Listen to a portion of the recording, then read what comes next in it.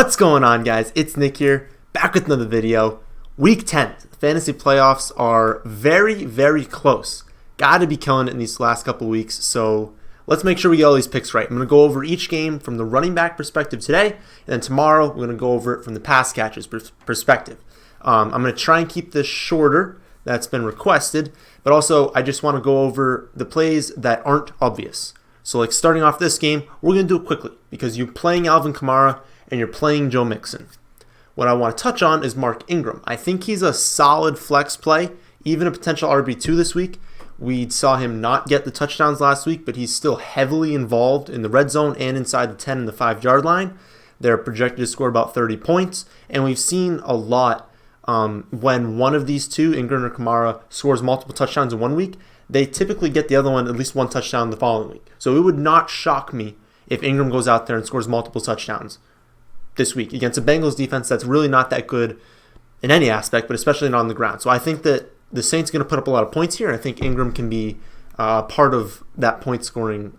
So definitely like Ingram if you have him this week, and you're not playing Giovanni Bernard if he is active. It's a tough matchup regardless for Mixon, but you have to play Mixon. So next game, this is a gross one from a running back standpoint and a really good one from a pass catcher standpoint. Both teams are better against the run than the pass. We know that Washington isn't like exceptional against the run, but teams just skew so pass heavy against them that running backs don't really do anything. And when you look at the running backs on the Bucs, it's not really anyone you want to target. So you're not starting any running back on the Buccaneers side. Even on Washington, I wouldn't start any of them. Like if Chris Thompson plays, then that's just going to kill the value of Bibbs and AP. But even if Chris Thompson doesn't play, Bibbs and AP, they're not catching many passes. Bibbs will catch a few, but you obviously can't start him. And then AP's not really going to catch anything. And the Bucs are a bad defense, but we're not targeting. They're not the Chiefs. They're not the Browns. They're not a defense where we specifically target running backs. And so I don't think AP in a game that they're probably going to lose is going to be able to take advantage of their not being so great on defense, especially on the road. So I don't like any running back in this game. I think you can avoid it entirely. The next game should be a good game to watch. I would not be shocked if this game ends closer than this total has it or this spread has it at 10. I would be a little surprised if the Rams blow out the Seahawks.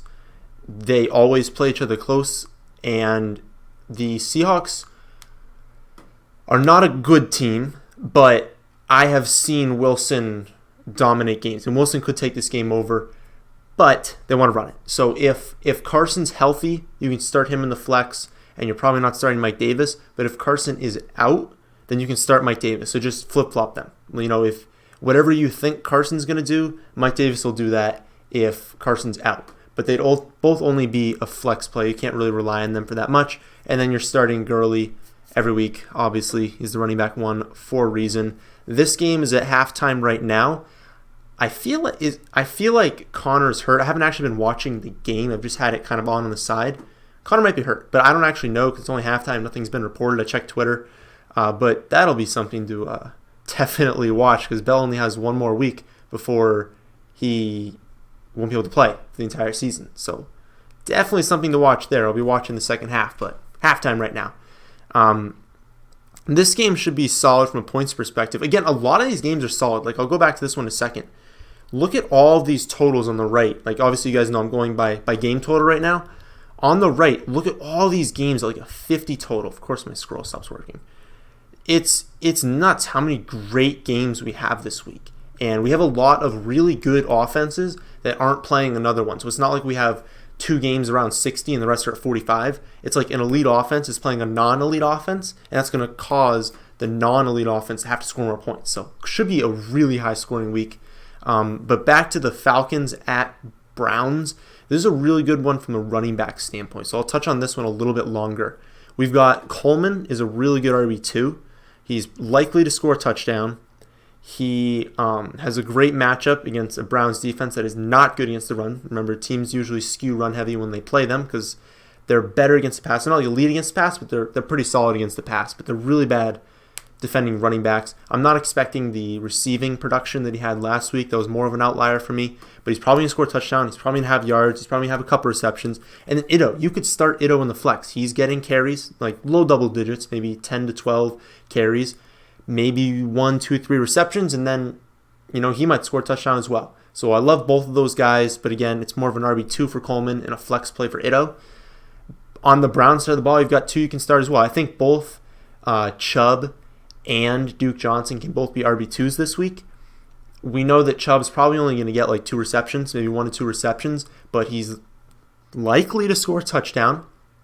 And he is likely to get around 20 carries, maybe 80, 90, could push 100 yards. So you got to start him as an RB2, even in a PPR league. And Duke Johnson, the coaching staff, or the new play callers, finally realized that he's on the team, and he's one of their best players on offense. So they're utilizing him. And this is exactly how you beat the Falcons. He's going to be mega chalk on DK, but for good reason. He's just a great play, and he's only going to get like 1 or 2 carries, but he's probably going to have around 7 to 9 targets. So you can't really go wrong there. It's not like a lock, like you're not locking him in on DK, and then you're not, playing him as an RB2 and expecting 20 points. But he's likely to give you RB2 production this week, so I would play him. This game, you're also starting both running backs. You have to start DJ every week, even though they're only projected 16.75 points. The Cardinals' offense is likely to be better under LaFleur, and his touchdown production isn't going to be massive, but he's likely to have that like 4 to 5 receptions. He's the best bet for a touchdown on that team, and the Chiefs aren't that good on the ground, and even if they fall behind, that just increases receptions, which if you're going to give me 20 touches, I want as many of those to be receptions as I can. Obviously, there's a chance at a 16.5 line right now.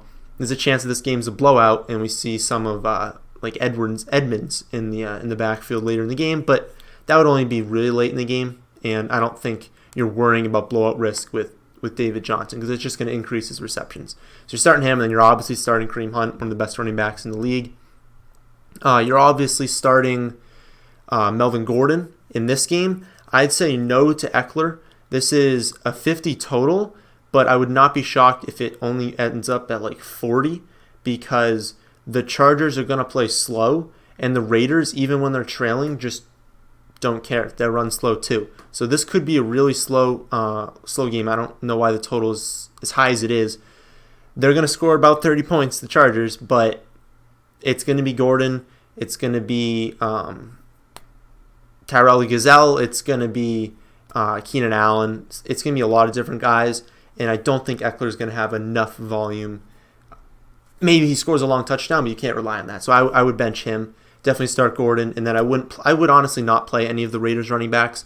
You could flex Jalen Richard, but it's kind of a thin play, not much volume there, and you're only looking at like 7 to 8 points. So if you're looking for that in like a 16-team league, that's fine, but I'd bench him otherwise. You're not starting any of the Dolphins this week. Gore is going to get his upper teens carries, not really any receptions. They're not going to score many touchdowns, and Drake, unless he breaks off a long touchdown, he's not getting the volume you can start. So you're not starting him.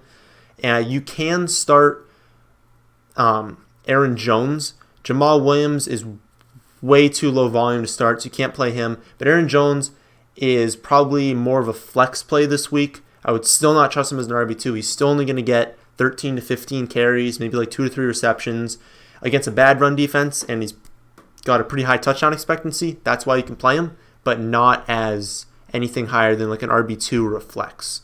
But he is the running back to own on that team. The Jaguars, you cannot start anyone. Fournette's expected back, so when you have Fournette and Hyde and Yeldon, there's just no room for any of them to produce. If Fournette misses, you probably still can't play either of Hyde or Yeldon. I would just watch the game. Actually, I wouldn't watch this game, but I would watch the box scores and just see in snap counts how people are playing snap-wise, and that'll tell us more going forward. But I wouldn't play anyone this week. Just wait a little longer in your Fournette shares. And then Mac's the only running back you can start in the Colts. It's a tough play to swallow because the Jaguars are so good, but he's the best running back by far on that team. and the Colts want to run it, and they've got a great offensive line, so I would not be shocked if he has a good game. I'd play him if I have him as a flex. I wouldn't rely on him as anything more than that. Patriots. Patriots rely a lot on the health of Sonny Michel. If he's in, then I think you can play him as a flex play, and I think James White turns into an RB2. If he misses, then it's just James White, and if you're in like a 16-team league, you can play Cordero Patterson, but I wouldn't. But it's James White as an elite RB1 play if Sonny Michel misses. But I expect Michel to play. I expect him not to get a lot of receiving work, so I would only do flex. And he's better in standard, but I would expect him to have a higher touchdown expectancy, and he still is going to get yards. I would not be pumped about the play, and if you have a better running back than Sonny, I would play him, but he's flex viable. I'll say that. The Titans side, you cannot play Derrick Henry, probably shouldn't even be owned, but you can actually flex Dion Lewis in this game. They don't have a high projected total. The Patriots aren't like horrible against the run, and they don't give a lot of running back touchdowns, but they do give up a lot of receptions and receiving yards to running backs, which is exactly what Dion Lewis exceeds at. So I expect Lewis to have a good game. You can play him as an RB2, I would say, in this matchup. The Lions and the Bears, I'd probably bench all those running backs. Not a high total game, and it's already gone down 2.5 points. Jordan Howard is probably the one I'd have the most interest in, just because of his touchdown expectancy and a 25-point total, but he's not going to catch passes, and if he doesn't score a touchdown, he was not a good play. Theo's going to take third down role. Blunt's, inexcusably getting 10 to 15 snaps a game. I don't know why. He's dreadful, but he is. You're going to get your 13 to 15 carries and maybe 1 to 2 receptions from Drake, but it's such a difficult matchup against a team that I don't even think they've allowed a running back touchdown this year. You just can't do it. You can't play any of the running backs in the Lions. You could flex Cohen if you're desperate, but you're basically relying on a long screen touchdown, and I would just not do that. You're obviously playing Saquon Barkley. That's all I'll say about the Giants. And then the 49ers, Mostert, the brutal injury, is out for the season, and now they've only got the two guys, but it's not an exceptional matchup. They're not, really going to move the ball that much. It would be Breida, but I don't feel fantastic about it. So you can flex Breida. You're not playing Alfred Morris, neither of them are getting any work in the passing game is the issue. Even Breida, he's not going to catch, neither of them can catch the football. They're just not good at it. So they're not being used in that aspect, so you're relying on a touchdown. I would go elsewhere, personally. But if you need to play one of them, it's Breida. You're obviously playing Ezekiel Elliott from Dallas. Dallas playing at the Eagles, though, is a very difficult matchup for Zeke, but you have to play him, and you're not playing any of the Eagles running backs. It's just going to be a three-headed committee with Adams and Clement and Smallwood. One of them will probably score a touchdown. One of them is going to score a touchdown, but you have no idea who it is, so you can't play any of them. And then the last game, this just dreadful game, 36.5 total. If Ivory's out, you can play McCoy, but I would just hope you have better options at this point because they're projected to score 14.75 points. If Ivory's out, he's probably going to have some receptions, but if Ivory plays, he's going to split time with Ivory, and he's going to split time with Marcus Murphy. So just stay away from the Buffalo Bills in general. I wouldn't play any of them. And then my boy McGuire, we're going to have to wait a little bit. He was actually a good play on DK like I thought he would be last week. 9.75 was the play was to fade Sutton, and he actually did outscore Sutton, I believe. I believe he ended up scoring out Sutton. But he outsnapped Isaiah Crowell. He outproduced him, and he was more involved in the receiving game. Everything we predicted, everything we knew was going to happen, and we know is going to happen going forward. It's not a fluke. Crowell is going to be phased out of this offense, and it's going to be McGuire going forward. That said, it's a difficult matchup. The touchdown expectancy isn't very high. Would I be shocked if he had, 5 receptions for 40 yards and then 15 carries for another 50 or 60? No, I wouldn't. So you could flex him if you're desperate. But you definitely just added him a week or two ago, and you probably have better options. So I'd hold off. I don't know who they play in the future. I think Magad is actually the quarterback this week. So that actually does help the entire offense. But I still don't think you should be playing him in the flex. That's it. That is the running backs. This not having a scroll is killing me now. That's the running backs for this week. Tomorrow, we are going to go over the pass catchers, so make sure you watch that video. That's the end of this one. So hit the like button if you enjoyed. If you're new to the channel, make sure to subscribe. But I'll catch you in the video tomorrow.